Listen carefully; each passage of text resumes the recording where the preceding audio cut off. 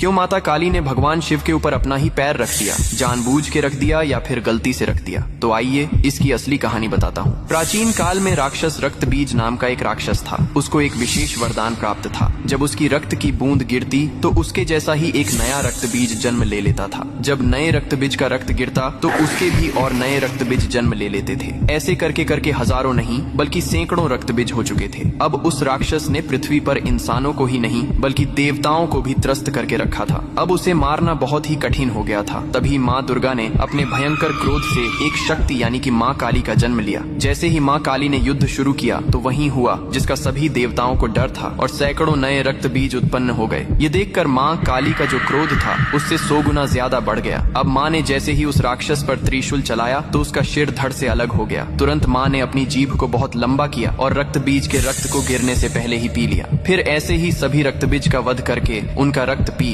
कर उनका क्रोध अब 100 गुना से 200 गुना बढ़ गया था। धरती कांपने लगी थी, समुद्र मथने लगे थे, देवता भयभीत होकर इधर उधर भागने लगे थे। तब देवताओं ने भगवान शिव से प्रार्थना की, हे महादेव, आप ही माता काली के संताप को शांत कर सकते हैं। शिव ने देवताओं की पुकार सुनी और माँ काली के सामने युद्ध भूमि में पहुंच गए। लेकिन माँ अपने तांडव में इतनी लीन थीं कि उन्होंने शिव को भी नहीं देखा। तभी भगवान शिव ने स्वयं माता के चरणों में लेट गए। जैसे ही माँ काली का पैर अनजाने में शिव के सीने पर पड़ा, तुरंत उनका क्रोध शांत हो गया। उन्होंने नीचे देखा तो अपने प्रिय पति शिव थे। यह देखकर उनकी जीभ शर्मिंदगी से बाहर निकल आई। इसके बाद शिव ने मुस्कुराते हुए कहा, हे माँ, तुम्हारा यह रूप सृष्टि के संतुलन के लिए था, लेकिन यह रूप अब धरती पर बहुत धाम धूम से पूजा जाएगा। यही कारण है कि तस्वीर में और मूर्तियों में माँ काली को शिव जी पर खड़े हुए दिखाया जाता है, जो बहुत ही शुभ माना जाता है।